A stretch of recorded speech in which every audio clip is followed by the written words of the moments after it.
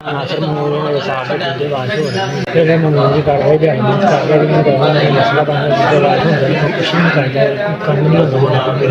आवाज़ बीमारी फिर बीमारी तो बिल्कुल ही रात को कोई काम नहीं कर सकते इस बीमारी के बाद कुछ नहीं होना कर सकते घर में कोई रह जाता मैंने पता लगे कि सामान ला के आ रहा है जी मेरे को गैस नहीं हो रहा है बहुत शुक्रिया जी तीसरी दफ़ा आगे मदद की मैंने होता सामान इतना थोड़ी बड़ी मेहरबानी मैं दिल्ली मिले तो खून हुआ तो पता लगता मुर्गे बोलता है इधर तो ये करीबन मदद कर रहे थोड़ी बहुत शुक्रिया मेरा नाम जी आतिफ है। मेरा 2 साल को घर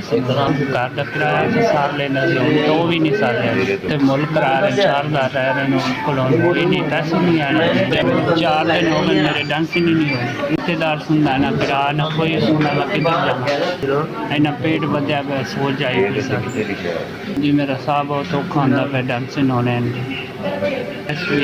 तुसी साडी तीसरी बार मदद की बड़ी सारी मेहरबानी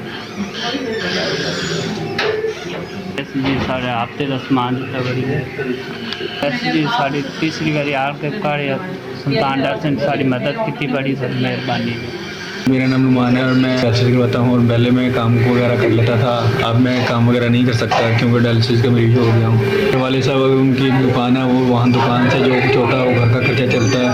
और मेरे डायलिसिस का बड़ी प्रॉब्लम बनती है तो ले आता है एक हफ्ते में हम अपने घर का खर्चा चलाएँ या डायलिसिस करवाएँ। बंद हो गया है तो हम बड़े परेशान हैं। आपकी मेहरबानी हो रही है, आपने हमें पहले भी सामान प्रोवाइड करके दिया और अब दोबारा फिर सामान देने के लिए भाई आए हैं।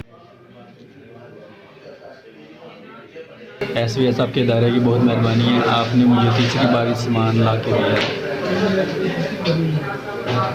आपने तीसरी दफ़ा मेरी मदद की है, आपका बहुत बहुत शुक्रिया। तंदुरुस्ती से आपके इदारे को कायम दायम रखें लोगों की मदद करने के लिए इंशाअल्लाह अल्लाह ताला आपके इदारे को ऐसे ही चलता रहेगा।